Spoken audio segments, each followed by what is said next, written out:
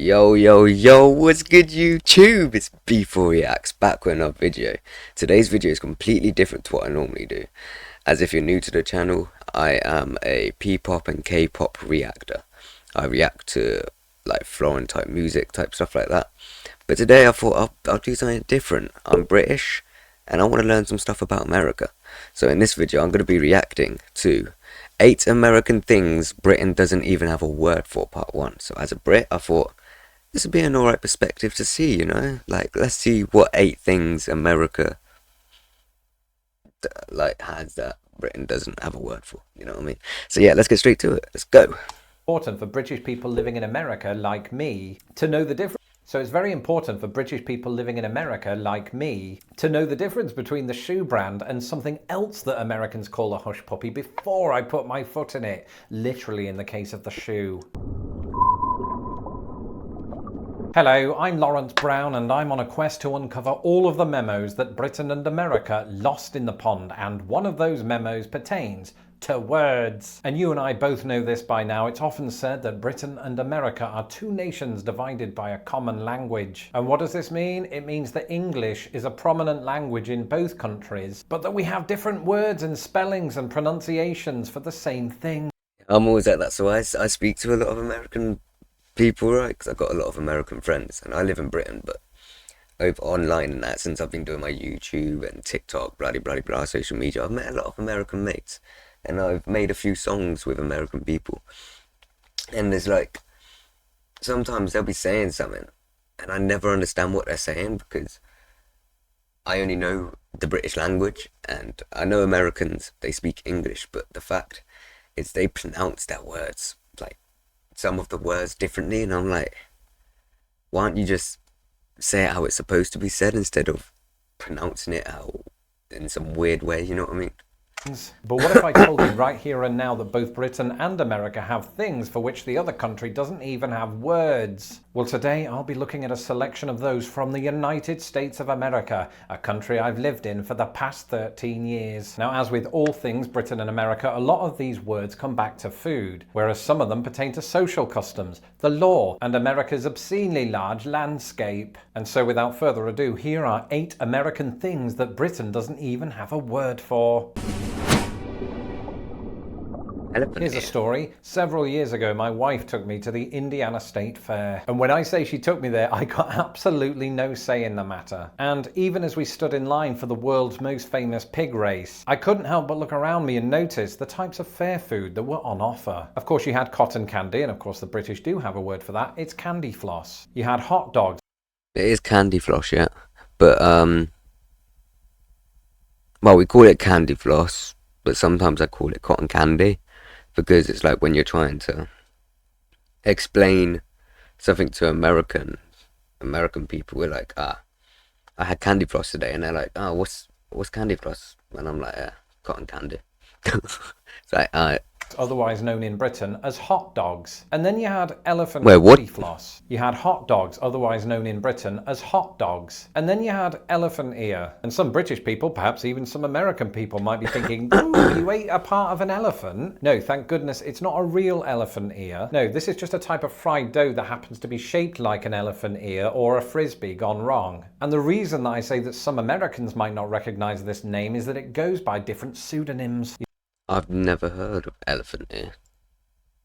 You trying to claim that's British? That doesn't look British. I've never seen that in my life. Like an elephant ear or a frisbee gone wrong. And the reason that I say that some Americans might not recognize this name is that it goes by different pseudonyms. You see, while Britain might not have a word for this, America has plenty. As well as elephant ear and fried dough, it also goes by fry bread. Fry bread, not to be confused with the fried bread that you might find on an English breakfast. Completely different beast. What is fried bread to you guys? Fried bread over here is literally fried bread. You fry the bread and you put it on your morning breakfast. It's like a fry up with fried bread. What is fried bread to you?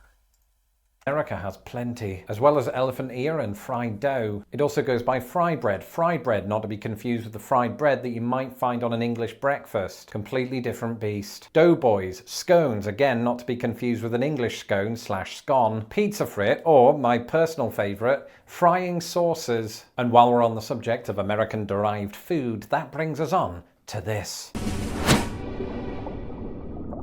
Ah yes, grits. Now on the face of it, grits sound absolutely awful, because when I think of the word grit, Grit, like, what, is grit a food or something? In the UK, before he says it, grit is stuff you put on the road when it's like icy, I think. I think if that's correct. When the roads are icy, we put grit on the floor to make it less slippery. Ah yes, grit. Now on the face of it, grits sound absolutely awful, because when I think of the word grit, I think of two things. I think of grit to mean courage and resolve and strength of character, but usually sweat. Or grit as in small bits of stone or sand. Either way, I don't want to eat that. But it Yeah, literally. turns out that grit, a Southern American dish, is a type of porridge. And I know what you're thinking, Britain, that's ridiculous, Lawrence. We do have a word for porridge, and it's porridge. This Literally. is a specific Literally, that's what it's called. It's porridge. Why are you calling it grit, man? type of porridge and a big deal in the southern United States. But in the unlikely event that you're thinking of moving to the United States just because you want to live where grit is, but you don't want to move to the southern United States because you can't stomach 400-degree temperatures, in my experience, you can get grits here in the Midwest, and I assume other places in the United States. Second thoughts, it'd be easier just to stay in Britain and look up the recipe online. That's something you can't do so easily with this. The fuck is a butte? Butte? Don't say that's butter. If that's supposed to say butter, that's not how you spell butter. Yes, B-U-T-T-E. Now, before I go any further, it's probably important, in the interest of not being demonetized, that I point out that this word is pronounced butte. And it's probably... Huh? Butte? Butte? What? In the interest of not being demonetized. Before I go any... Yes, B...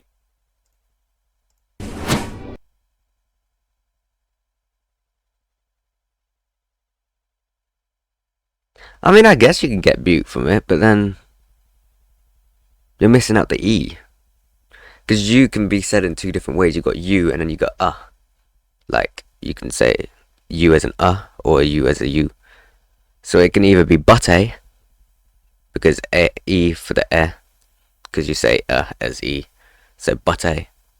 Or you could say butte.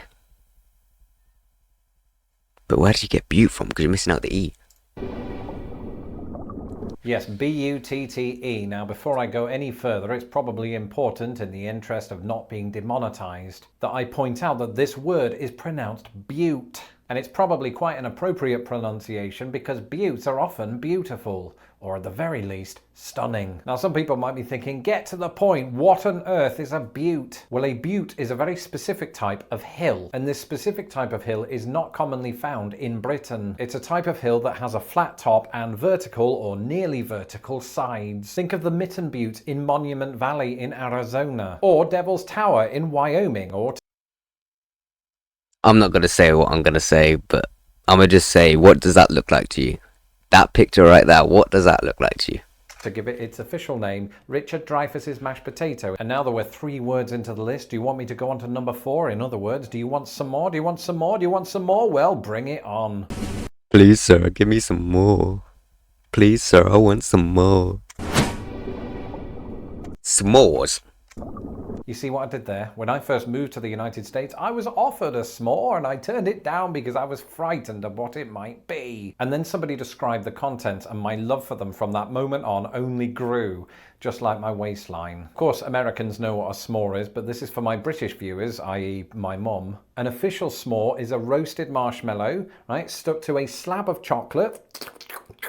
Sorry for the noises. And together they are sandwiched between a graham cracker. That reminds me of a fucking, down here we got this biscuit, right?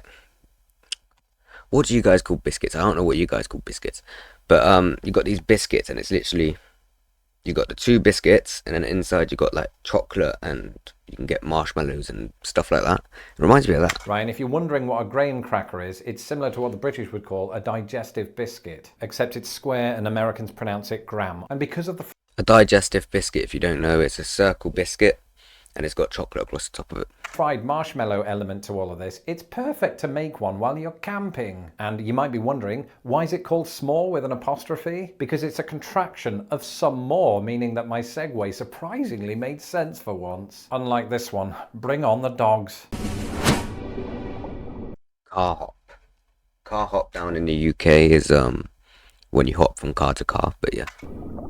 The word car hop has nothing to do with dogs because that would be mental. Furthermore, a car hop is not a type of car that hops because see previous comment. A car hop is somebody who serves you food but while you're in your car. Now, of course, it's pretty well known that it's a big part of America. That's called a drive-through, innit? Like, it's technically a drive-through, innit? You go through the drive-through, order your food, bloody bloody blah. Then they bring it out to you, or you can get it from the thing when you get to the end. It's up to you. And culture to order food at the drive-through. But that's not what I'm talking about. I'm talking about drive-ins. Drive-ins are a still lasting remnant of a bygone era here in the United States, where you park your car at the designated drive-in, the car hop comes to you and takes your order, and then brings you your food. And you stay there in this exact same spot right next to the restaurant or cafe or whatever you want to call it. And I personally have come to consider this fine dining even in a Prius. Allow me to do a quick shout out to two that I've been to. Recently on my Route 66 journey, I visited the Polka Dot Inn in Braidwood, Illinois. And car hops served me every now and again at Jean's Root Beer stand in Anderson, Indiana. And I am told that in some of the more snazzy quarters of the United States, there are even car hops on roller skates, but they're difficult to find because it's not the 80s anymore. Jaywalking, don't get me started with jaywalking. In America, I know this because I've seen it in another video. Jaywalking is actually, you're not allowed to jaywalk in America, if I'm correct. You have to actually use the designated area to cross the road. Like, you'll have what we call in the UK zebra crossings. You have to actually use them to cross the road. You can't just cross the road. You have to go to these designated areas. In the UK, we don't have to do that. We can cross the road wherever we want to cross the road. As long as you look left and right and there's no cars coming, you can cross the road. But in America, you're apparently not allowed to do that. You have to actually go to the designated area to cross the road, such as a zebra crossing. Or, you know what I mean? Like, it's you've got a zebra crossing, you've got, that's basically what it's called, a zebra crossing, yeah. Jaywalking. You may remember that I talked about this very topic a few months ago. I had absolutely no idea what jaywalking was. You know, it was a word that cropped up occasionally in films, but I just assumed it was a sport. I thought this was going to be a big deal, right? You know the joke, why did the chicken cross the road? Well, he didn't because he was too much of a chicken. At least that was the case at first, and after my wife had laughed at me 17 times, I started to get the impression that I might be overthinking this. All of the years that I've lived here, I don't think I've ever heard anybody say, "Ooh, did you see Ashley? I think she was jaywalking. Better call the cops." The reason we don't have a word for jaywalking in the UK is because that law doesn't exist. And Literally, that law does not exist over here. I know what jaywalking is. funnily enough, despite our difficult relationship with rain and drizzle, we also don't have a word for this. Rain check? What do you mean, rain check? What, do you just check the rain's, like, do you check the rain's temperature or something like that? Admittedly, perhaps owing to the digital age in which RSVPing or not RSVPing is done at the click of a button, the word rain check is sadly one I haven't encountered very often since moving here. But I do remember it featuring a lot in American films in the 80s, so that's good enough for me. Basically, when somebody takes a rain check, it's to indicate that that person cannot accept the invitation right now, right? But they'd be happy to turn up in the future. And you might be thinking, why is it called a rain check? Does the coming together of people depend on whether or not it's raining? Sort of. You see, it originated in baseball. A coupon might have been handed to a baseball ticket holder when the game was cancelled due to rain. And that would mean that that coupon holder could then attend the rearranged game without being charged. And while Britain also has a sport with a batsman and a lot of players who just stand around for no reason, the term rain check never caught on. Of course, that could also be something to do with the fact that we often turn down invitations in favour of that non-specific thing that we've got going on this weekend. Either way, Britain doesn't use the word rain check, just like it doesn't use our final entry, unless you're talking about shoes. Hush puppy. Okay, I haven't heard this word before either. That's right, hush puppy, and to me, and admittedly to millions of Americans, hush puppy was and is a brand of shoe. So it's very important for British people living in America, like me, to know the difference between the shoe brand and something else that Americans call a hush puppy before I put my foot in it, literally in the case of the shoe. Because in the US, and once again, particularly in the southern US, a hush puppy is, once again, another type of fried dough. Specifically, it's a ball about the size of a clementine of deep-fried cornmeal batter. And it Right, I thought it was a chicken ball for a second. sounds disgusting, but Either a chicken nugget, chicken ball, or a mozzarella ball. A mozzarella ball is mozzarella cheese inside of like a batter, or as you'll say, a dough. it's not. And if there was nobody around to keep an eye on me, I could happily eat 50 of them a day, but I'd no longer be alive. Put it this way, from experience, they do taste better than the shoe. And how do I know that? Because I was 11 years old once. That's it for this episode. Let me know in the comments below some other things that the other country doesn't have a word for. I'm Lawrence Brown. You can follow me on Twitter at LostInThePondUS, and be sure to subscribe to my channel so that my videos don't get lost in the pond. A butte-sized shout out to all of my patrons who make these videos possible. If you would like to become a patron of Lost in the Pond, you can do so at Hey, shout out to Lost in the Pond. Give them a subscribe, like this video. The link to this video will be down in the description below. It's very interesting, I must say. It is very, very interesting on how you guys say words, or what words mean to you, or these weird things that you call things. Don't know how to explain it really. It is indeed very different to see from my eyes as a pure Brit that's never been to America, never left my country, always stayed in England. It is very, very different indeed. So yeah, it's nice learning new stuff like this. Like, I'm definitely going to check out more stuff from like America and stuff like that, so I can open my mind up to the differences between that. But yeah, if you enjoyed this reaction, please do like, subscribe, comment down below what I should react to next. Check out all my socials, links will be down in the description below. And apart from that, you know how it be. I'll see you in the next video. Peace.